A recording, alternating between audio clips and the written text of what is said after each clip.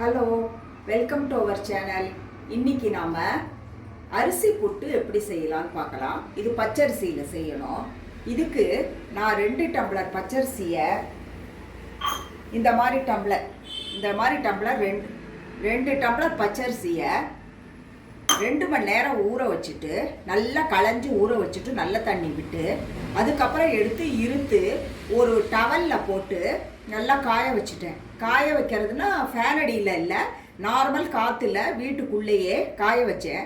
அது எடுத்து பார்த்தா நம்ம அது என்ன பதத்தில் மிக்சியில் அரைக்கணும்னா அந்த காய வச்ச அரிசி எடுத்து பார்த்தோன்னா பிடிச்சா பிடிக்கணும், விட்டா விடணும், அந்த அளவுக்கு காஞ்சிருக்கணும். அது அவ்வளோதான் பதம்.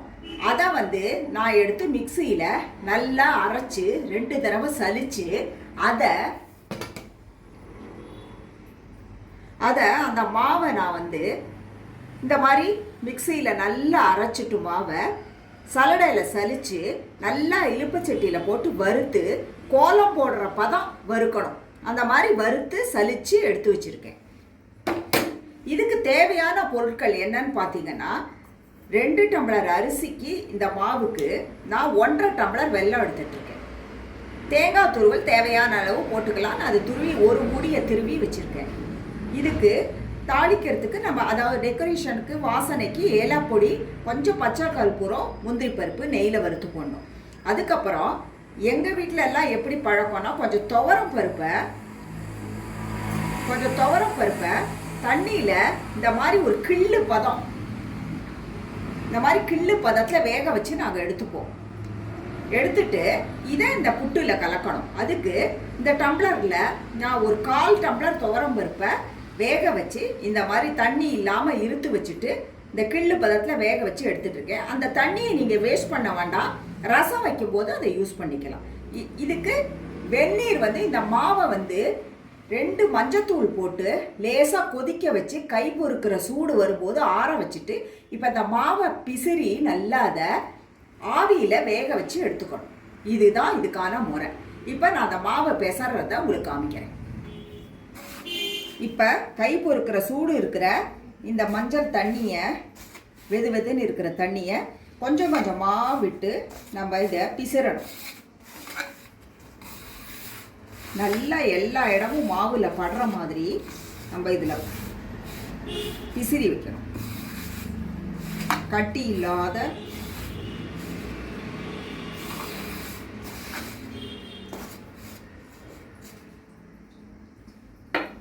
தண்ணி ஜாஸ்தி ஆகிடாமல் பார்த்துக்கணும். நான் பதம் எந்த பதத்தில் இதை வேக வைக்கிறதுக்குன்னு காமிக்கிறேன். தண்ணி எப்போ நிறுத்திடணும்னு.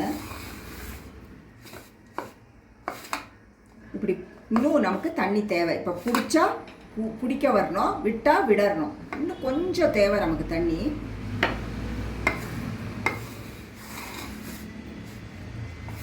நம்ம இது பிசுறும் போதே கட்டி இல்லாமல் நம்ம இதெல்லாம் உடச்சி விட்டுக்கணும். இப்போ பதம் சரியாக வந்திருக்கா பார்ப்போம்.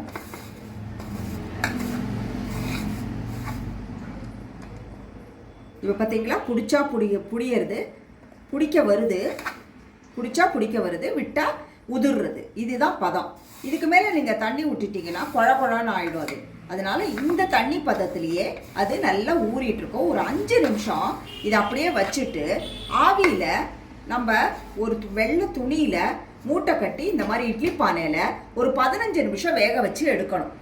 நான் அதை வேக வச்சு எடுத்துட்டு உங்கள்கிட்ட எப்படின்னு காமிக்கிறேன், எந்த பதத்தில் எடுக்கணும். 15 நிமிஷம் வேக வச்சா சிம்மிலேயே வச்சு வேக விடுங்க. வேக வச்சா போகிறோம்.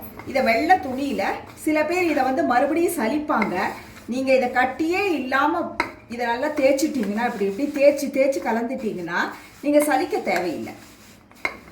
இதை பாருங்கள், நான் என்னோடதில் கொஞ்சம் கூட கட்டி இல்லை, அதனால் நல்லா நான் தேய்ச்சி விட்டு கலந்ததுனால இந்த மாதிரி துணியில் ஒரு காடா துணி அதில் இப்படி மூட்டை கட்டணும். அதுக்கப்புறம் இப்படி இந்த 2 சைடு அந்த 2 சைடு கேப் இல்லாத மூடி இருக்கணும்.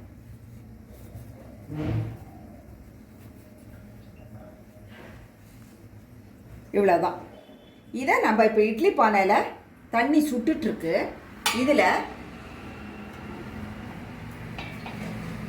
இப்படியே வச்சுட்டு ஒரு 15 நிமிஷம் கழித்து நம்ம எடுத்து பார்த்தோன்னா அது வெந்திருக்கும். நான் அது எப்படிங்கிறத காமிக்கிறேன். புட்டு அந்த பக்கம் மாவு வேகிறதுக்குள்ள நம்ம இந்த பக்கம் பாகு ரெடி பண்ணிக்கலாம். இதுக்கு நல்ல கெட்டி பாகு வேணும். நம்ம எடுத்து வச்சிருக்கிற இந்த 1.5 டம்ளர் வெல்லத்தை இந்த வாணலில் சேர்த்துட்டு இந்த மஞ்சத்தூள் போட்டு நம்ம கொதிக்க வச்சோம் இல்லையா மாவு பிசறதுக்கு, இந்த தண்ணியே இருக்குது, இதையே நம்ம இது பண்ணிக்கலாம். இப்போ வெல்லம் தண்ணி விட்டு கரைச்சிருக்கோம். இப்போ இது நல்ல கெட்டி பதம் வரணும், பாகு பதம் வரணும், நல்ல கெட்டி பாகு பதம் வரணும். அந்த பாகு பதம் வரும்போது நான் உங்களுக்கு எப்படின்னு காமிக்கிறேன். இப்போ சிம்மில் தான் அது இருக்குது. இந்த புட்டு மாவு வேகிறதுக்கும் இந்த பாகு ரெடி ஆகிறதுக்கும் கரெக்டாக இருக்கும். நான் உங்களுக்கு அப்புறம் காமிக்கிறேன். இப்போ பாருங்கள், நல்லா ஆவியில் வேக வச்சு இதை எடுத்துகிட்டு இருக்கேன். இப்படி நல்லா இப்படி திரிச்சா அது திரிக்க வரணும். அந்த மாதிரி நல்லா வெந்துட்டு இருப்பாங்க. இப்படி திரிச்சா திரிக்க வரணும். இதுதான் பதம். ஸோ நான் இப்போ நல்லா வேக வச்சு எடுத்துக்கிட்டேன். இந்த பக்கம் பாகு காஞ்சிருச்சு. இது எப்படி பாகுன்னு கேட்டிங்கன்னா, இதோ இந்த பதம் பார்த்தீங்களா, இப்படி போட்டால் டங்குன்னு சத்தம் கேட்குறதா இந்த பதம் எடுத்துருக்கேன். இப்போ நம்ம இதில் விட்டு நம்ம இது கலக்கணும். கொஞ்சம் கொஞ்சமாக கலந்து பாருங்க. ஏன்னா சுடுவது கை நிறையாவும் போயிடக்கூடாது.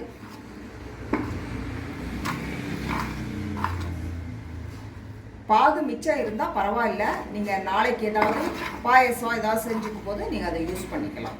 பாகு கண்டிருக்குது. ஸோ உங்களுக்கு நான் வந்து 1.5 டம்ளர் எடுத்துக்கிட்டேன் வெல்லம். அந்த அளவு கூட இதுக்கு பிடிக்கலை. அதனால நீங்கள் வந்து உங்களோட வெல்லம் நல்லதாக இருந்தால் கொஞ்சம் கம்மியாகவே எடுத்துக்கோங்க. அதாவது 1.25 போட்டேன். 1.25 கூட, அதாவது 1 டம்ளர் அரிசிக்கு 3/4 டம்ளர் வெல்லம் போட்டேன். அது கூட தேவைப்படலை. 1/2 டம்ளர் நீங்கள் போட்டுக்கோங்க.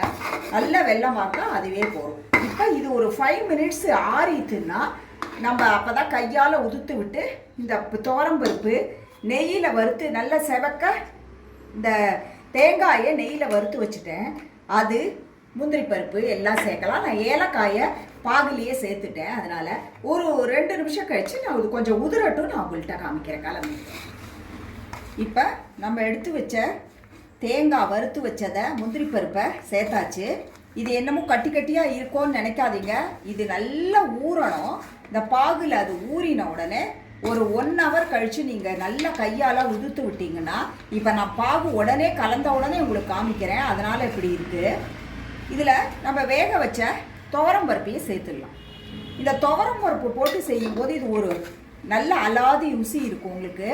இந்த மாதிரி யாரும் செஞ்சுருக்காங்களா தெரியல. இன்றைக்கி நீங்கள் செஞ்சு பாருங்கள். இந்த மாதிரி இது எங்கள் வீட்டு பழக்கம். அதனால் ஆனால் இந்த மாதிரி புட்டு செய்யும்போது இதை நீங்கள் 2 நாள் வச்சுக்க முடியாது. இதை உடனே நீங்கள் சாப்பிட்டு காலி பண்ணிடணும். ஏன்னா அந்த பருப்பு போட்டிருக்கிறதுனால ஊசி போயிடும். அது ஃப்ரிட்ஜுக்குள்ளே வச்சிங்கன்னா நாளை காலை வரையும் யூஸ் பண்ணலாம். அவ்வளோதான், அதுக்கு மேலே வச்சுக்க முடியாது. ஆனால் இந்த துவரம் பருப்பு வேக வச்சு போடாமல் நீங்கள் செஞ்சீங்கன்னா, நல்ல தேங்காயை வறுத்துட்டு போட்டு அந்த மாதிரி செஞ்சீங்கன்னா ஒரு 3 நாள் 4 நாள் கூட நீங்கள் ஃப்ரிட்ஜில் வச்சு நல்லா சாப்பிடலாம். ஸோ நமக்கு நல்லா கமன்னு அரிசி புட்டு ரெடி ஆயிடுச்சு. நீங்களும் செஞ்சு பாருங்கள். இந்த புட்டை செஞ்சு பார்த்துட்டு எப்படி இருக்குன்னு கமெண்ட் பண்ணுங்கள். Have a good day. Thank you.